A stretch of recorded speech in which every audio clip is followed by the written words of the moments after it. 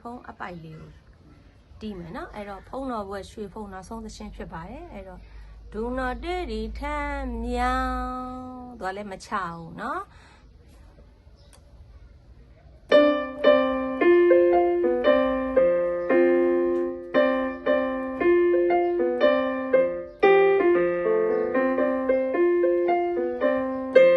ဒါပြီးရင်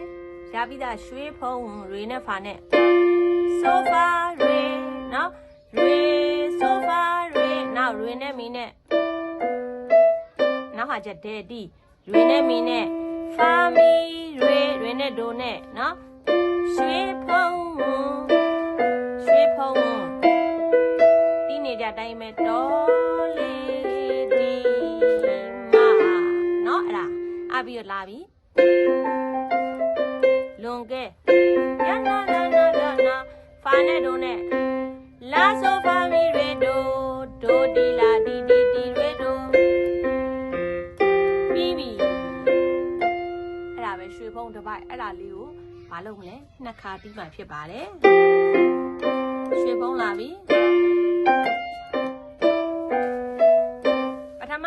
မျောပြနော်ပြောနော်ပြောအဲ့လိုတီးမှာနော်ဟုတ်ပြီနော်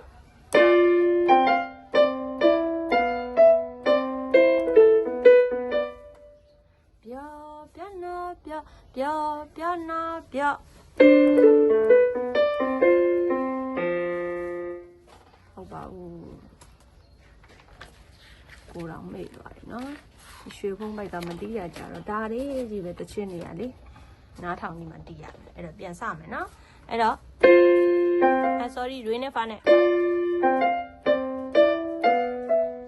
တော်လေးအဲ့ဒါပြန်လာတယ်နော်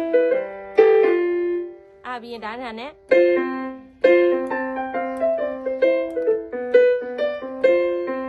စာသားနဲ့မှတ်မှပဲရပါ